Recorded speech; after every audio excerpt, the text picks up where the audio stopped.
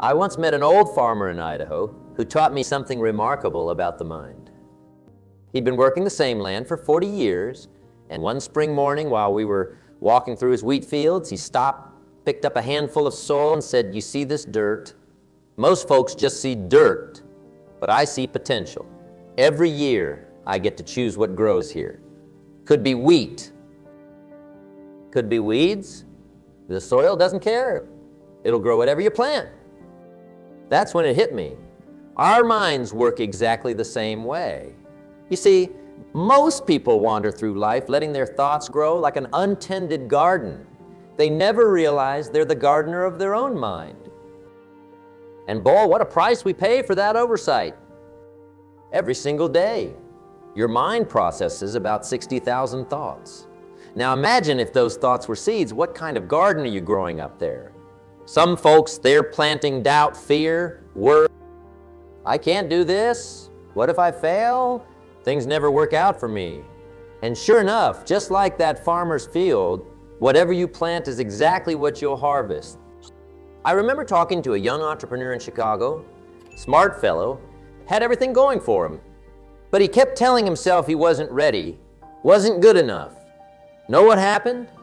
His business stayed small, struggling, not because he lacked ability. No, he had plenty of that.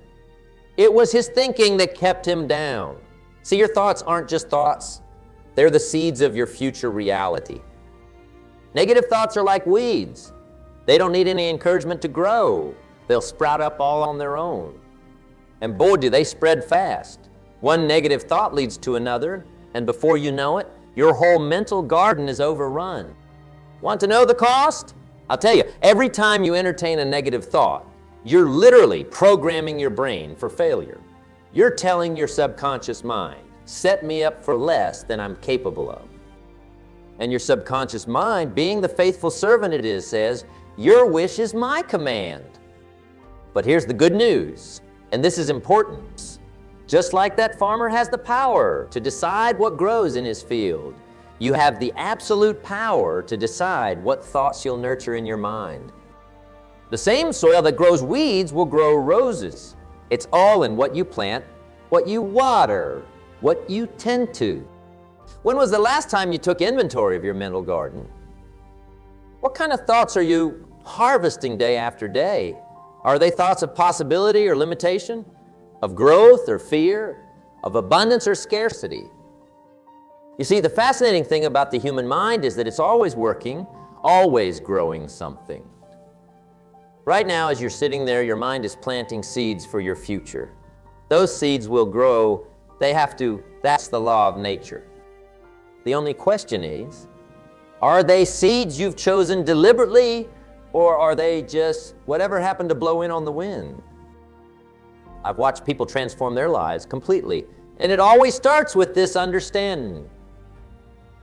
Your thoughts aren't just passing through your mind, they're programming your future. Every negative thought you erase creates space for something better to grow. And just like that farmer knows exactly when to plant his crops, there's a science to cultivating your mind. Those negative thoughts that keep popping up in your mind, they didn't just appear out of nowhere. No, they've got a history just like everything else. And understanding where they come from, well, that's like finding the blueprint to a house you've been living in all your life. I was visiting a friend's home one evening, and his 5-year-old daughter was trying to ride her bicycle. Every time she'd fail, she'd get up and say, "I'm no good at this." Now, where do you think she learned that phrase? I watched as her mother rushed over saying, "Oh, honey, you're right. This is too hard for you." See what happened there? That little girl just received a deposit in her mental bank account, a deposit of limitation. Your environment. It's like the soil your thoughts grow in. Think about it. If you're constantly surrounded by people who complain, who see the worst in everything, who always talk about why things won't work, guess what kind of thoughts are going to take root in your mind? It's like trying to grow an orange tree in Alaska. The environment just won't support it. I remember meeting a man in Denver years ago. He ran a successful business, but he was always stressed, always expecting things to go wrong. One day, I asked him about his childhood. Know what he told me? His father was a wonderful man, but had lived through the Great Depression. Every dinner conversation was about saving money, about how hard times could come back any minute. That man was carrying his father's fears, fears that made sense in 1930, but were holding him back in today's world. See, we're all walking around with what I call early programming. It's like a computer that's still running on its original software. Your parents, your teachers, your early experiences, they all wrote lines of code in your mental computer. Some of that code says you can, some says you can't. Some says the world is abundant, some says there's never enough. You can rewrite that code. You absolutely can. First thing you've got to do, though, is become aware of it. You've got to catch yourself in the act of running those old programs. I worked with a woman once who always said, "I'm not good with money." Every time she'd say it, I'd ask her, "Says who?" Turns out her mother always said the same thing. For 40 years, she'd been running her mother's program without ever questioning it. The day she became aware of that, really aware, was the day things started to change. Awareness, now that's a powerful tool. It's like turning on the lights in a dark room. Suddenly you can see all the furniture you've been bumping into. You start to notice patterns. Maybe you always doubt yourself before trying something new. Maybe you automatically expect people to let you down. Maybe you believe success is for other people. These thoughts, they're like little scripts running in your head. And the first step to changing any script is to know it's there. You've got to become an observer of your own mind. Start catching those negative thoughts as they come up. Don't judge them, just notice them. Oh, there's that thought again. Where did that come from? Sedgwick or beating, the moment you start paying attention to your thoughts, you begin to see just how many of them aren't even yours to begin with. They're hand-me-downs, like old clothes that don't quite fit anymore. Maybe it's time to get some new ones, don't you think? And that's where the real power lies, in that moment of awareness. Because once you see where these thoughts come from, once you understand they're not carved in stone, something remarkable happens. You realize you have a choice. Those old negative patterns, they're not you. They're just old programming, and like any program, they can be updated. Your mind is an incredible instrument, but it needs direction. Without awareness, it's like a ship without a captain, blown about by whatever winds happen to be blowing. But with awareness, with that powerful light of consciousness shining on your thoughts, you become the captain of your own ship. You get to choose which thoughts to nurture and which ones to let go. And that brings us to something even more important, the actual process of making those changes. Because understanding where your thoughts come from is just the beginning. What really matters is what you do with that understanding. Most people stay exactly where they are, not because they can't change, but because they don't understand how change really works. You know what the biggest mistake is? Thinking change has to be big to matter. Nothing could be further from the truth. Let me tell you about an experience I had while flying from Los Angeles to New York. I was chatting with the pilot before the flight, and he told me something remarkable. He said, "You know, if I'm off by just 2 degrees in my heading leaving LA, we'll end up in Washington, D.C. instead of New York. Just 2 degrees. That's barely noticeable at the start, but over hundreds of miles, it makes all the difference in the world." Your thoughts work the same way. Every single thought you think is setting a course for your life. Most people never realize this because they're looking for immediate results. They think one positive thought should instantly change their life. When it doesn't, they give up and go right back to their old way of thinking. Thoughts compound, just like money in the bank. They build up interest over time. One negative thought might not seem like much, but one negative thought repeated daily for a year, that's 365 deposits in the wrong direction. And just like that pilot being off by 2 degrees, you end up somewhere completely different from where you intended to go. I remember working with a salesman in Seattle. Every morning, he'd look in the mirror and think another tough day ahead. Just a small thought seemed harmless enough. But day after day, week after week, the thought was programming his expectations. No surprise his sales were down. Then he made one small change, just one. Instead of another tough day ahead, he started saying, I wonder what opportunities I'll find today. Not some big dramatic affirmation, just a simple shift in perspective. Within 6 months, his sales had doubled. Most people are waiting for some big moment, some dramatic transformation. They want to overhaul their entire way of thinking overnight. But that's not how lasting change works. It's the small changes consistently applied that create the biggest results. Think about it like this. If you were to improve anything in your life by just 1% each day, where would you be in a year? That tiny 1% compounds into something remarkable. But here's the catch. It works both ways. Let your thinking slide by 1% each day, and you'll find yourself in a very different place too. When you first start making these small changes in your thinking, it feels like nothing's happening. It's like turning a huge ship. At first, it seems like all that effort isn't doing anything. But once that momentum starts building, once those small changes start compounding, the transformation is unstoppable. I met a woman in Phoenix who told me she'd been trying to change her negative thinking for years. She tried these huge dramatic changes, writing out 50 affirmations every morning, spending hours visualizing success. But none of it stuck. You know what finally worked? She started with just one small change, catching herself when she said, I can't, that's it. Just noticing when those words came up and asking herself, but what if I could? Such a tiny shift, but it was sustainable. And because it was sustainable, it grew. This is why most people stay stuck. They're trying to make changes that are too big, too fast. They're looking for the dramatic transformation when they should be looking for the 2-degree shift. They don't realize that those small, seemingly insignificant changes in thinking are actually the most powerful force for transformation we have. It's like building a wall. You don't just throw all the bricks up at once. You lay them one at a time, carefully, consistently. Each brick might not look like much on its own, but keep laying them day after day, and eventually you've built something remarkable. Your thoughts work the same way. Each small positive thought is like laying another brick in the foundation of your new mindset.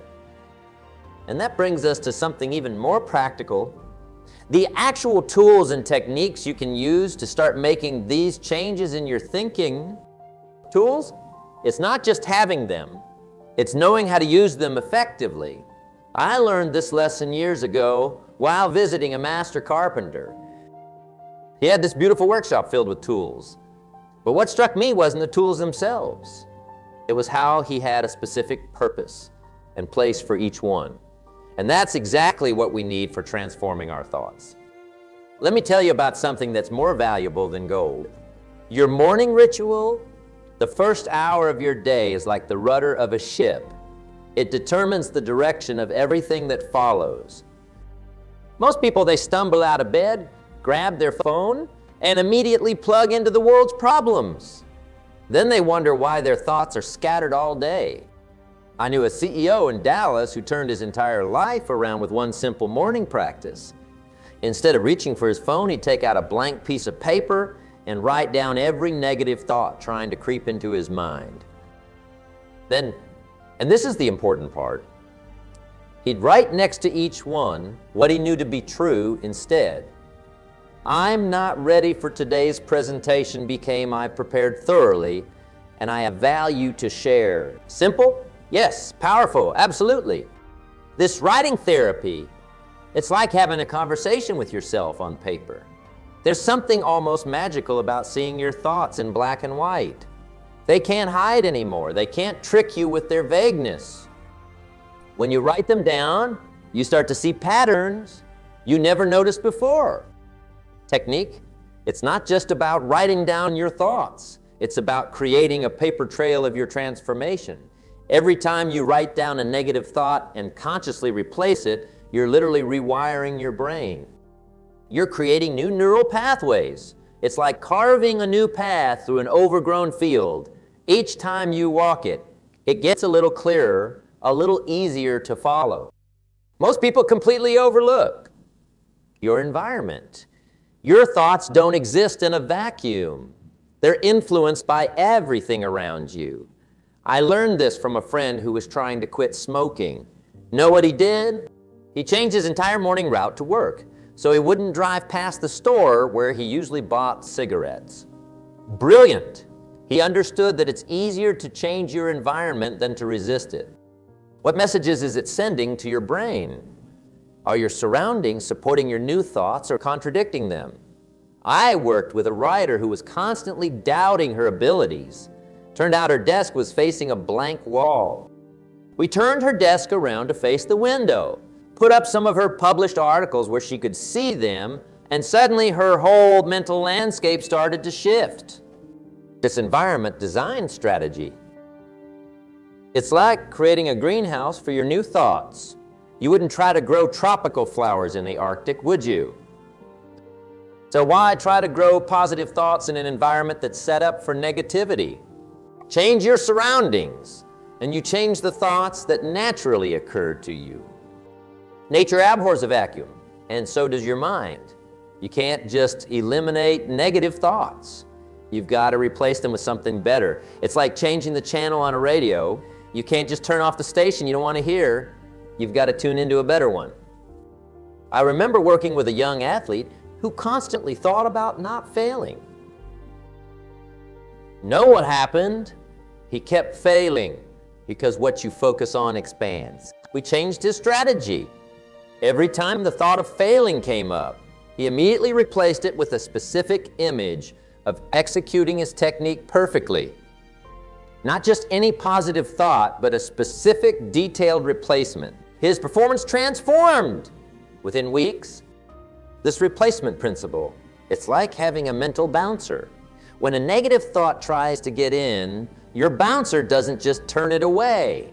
They escort a positive thought in to take its place. And here's the beautiful thing. The more you practice this, the more automatic it becomes. Your mind starts doing it for you. One of my students in Chicago started keeping what she called a replacement journal. Every evening, she'd write down the negative thoughts she'd caught that day and what she'd replaced them with.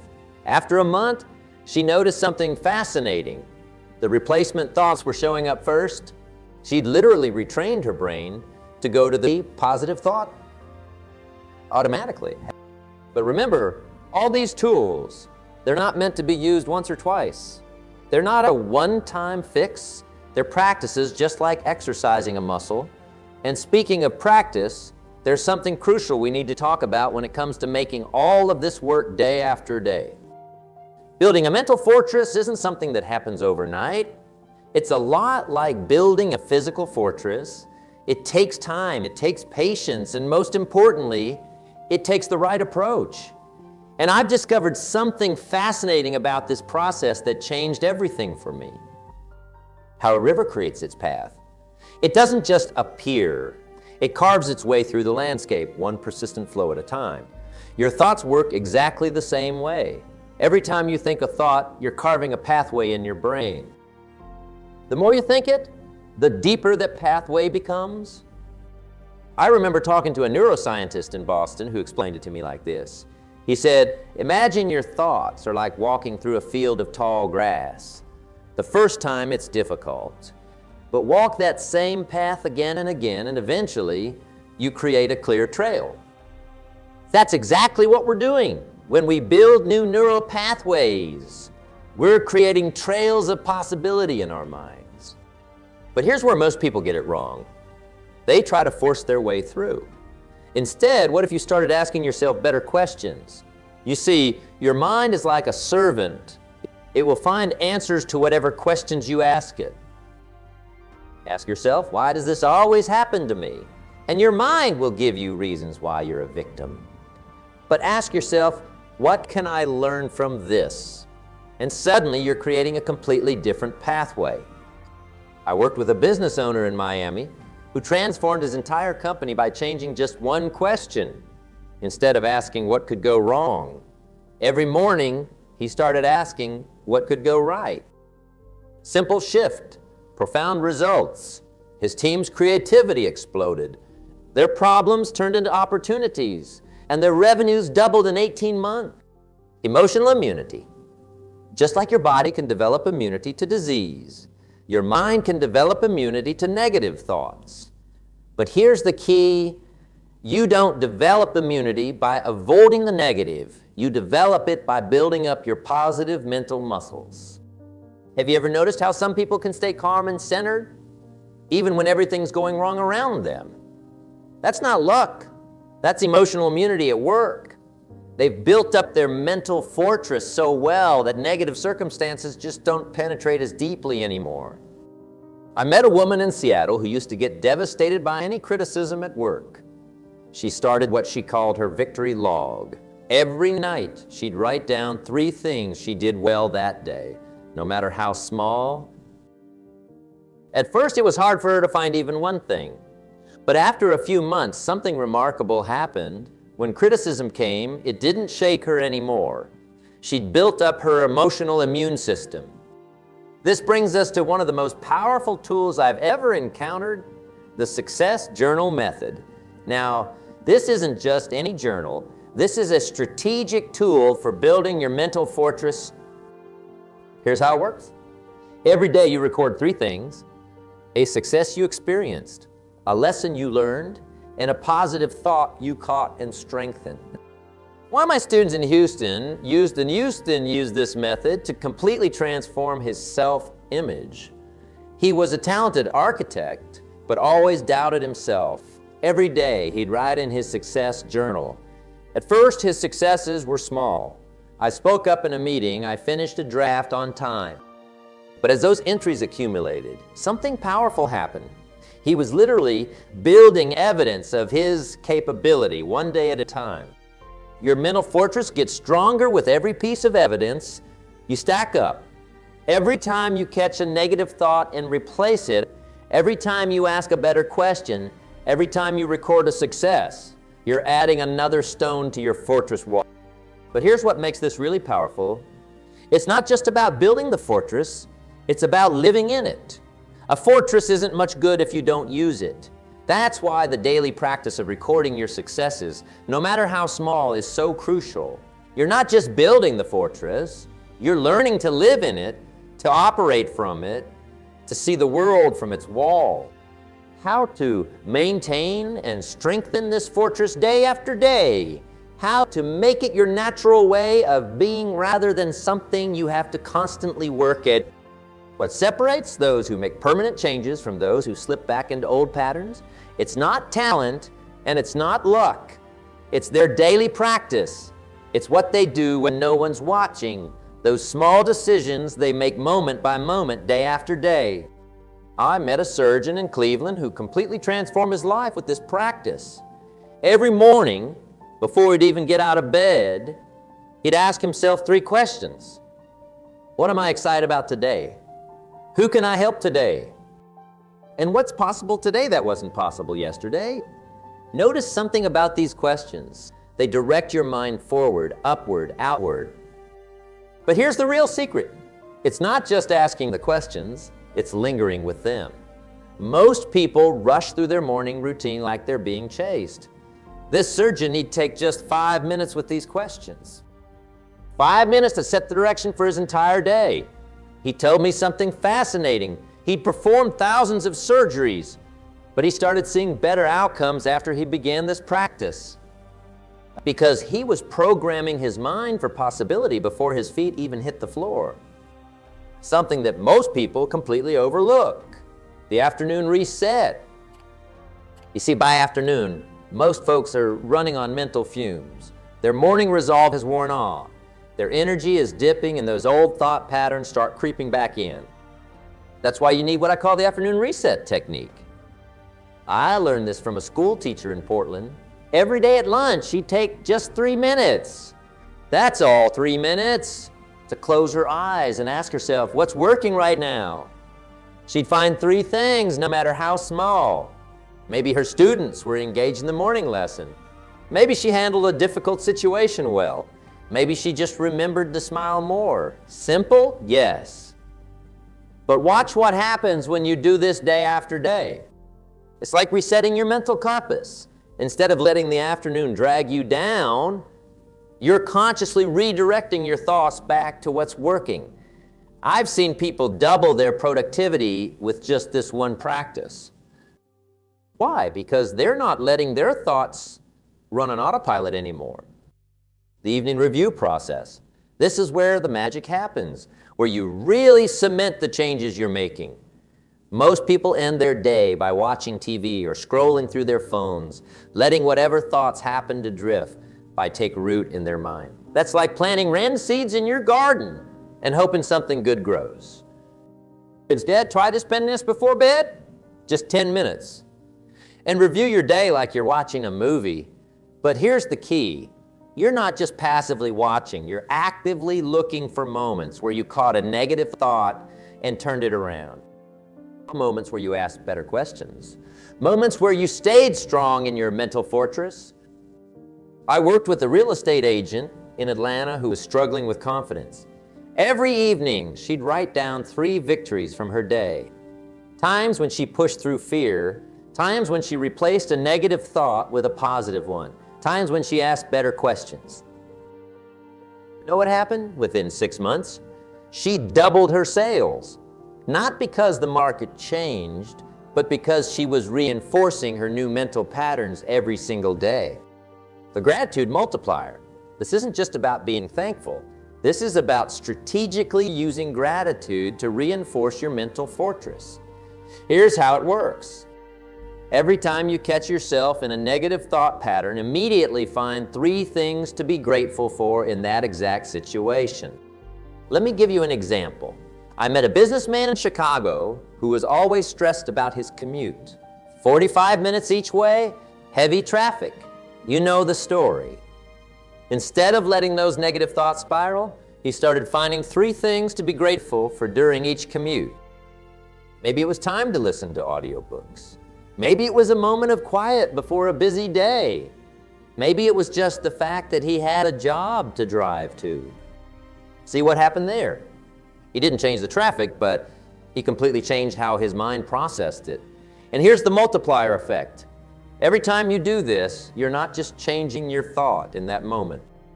You're building a new mental habit that gets stronger and stronger. This daily practice, the morning questions, the afternoon reset, the evening review, the gratitude multiplier, it's like compound interest for your mind.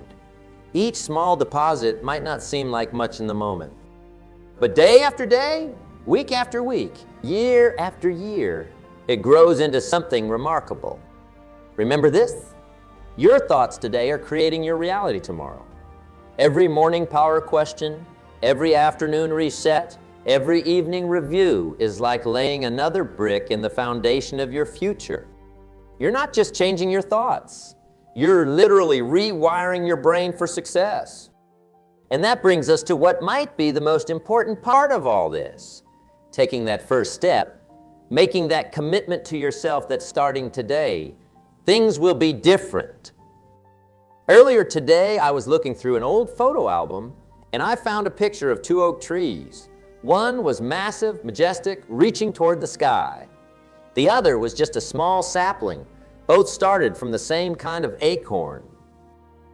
The only difference? Time and consistent nourishment. Your mind's like that acorn right now. Within it lies every possibility, every dream, every achievement you've ever imagined. But possibility without action is like an acorn without soil. It can't grow. That's why I'm challenging you, right here, right now, to commit to the next 30 days. Not a year, not 6 months, just 30 days. Because in 30 days, you can create habits that will serve you for a lifetime. Here's what I want you to do. Every morning, ask those power questions. Every afternoon, do your reset. Every evening, review and reflect. No excuses, no exceptions. Just 30 days of consistent mental gardening. Let me tell you about Sarah, a woman I met in San Francisco. She was at the lowest point in her life. Business failing, relationships strained, confidence shattered. But she made this same commitment I'm asking you to make. Just 30 days. Know what happened? By day 7, she noticed she was sleeping better. By day 15, her employees commented on how different she seemed. By day 30, she had landed the biggest contract of her career. Was it magic? No, it was simply the power of directed, consistent thought. Like water wearing away at a rock, her new thought patterns gradually carved new pathways in her mind. The old negative patterns didn't stand a chance against her daily practice. Here's what I know for certain. 5 years from now, you'll either be living with the results of the thoughts you choose today, or you'll be living with the excuses you made for not changing them. The choice is yours. The time is now. Every great oak tree started as a single acorn that refused to give up. Every great achievement started as a single thought that refused to be silenced. Every great transformation started with a single decision that refused to be delayed. Your transformation begins right now, in this moment. Not tomorrow, not next week, not when the time is right, now. Because the truth is, there will never be a perfect time to change your thoughts. There will always be reasons to wait, excuses to delay, circumstances that seem to stand in your way, but you've got something more powerful than any obstacle. You've got the ability to choose your thoughts, and starting today, that's exactly what you're going to do. Choose thoughts that serve you. Choose thoughts that strengthen you. Choose thoughts that move you forward. The journey of 1,000 miles begins with a single step. Your journey to a completely new way of thinking begins with a single thought. Make it a good one. Make it count. Make it now. Your new life is waiting. What are you thinking?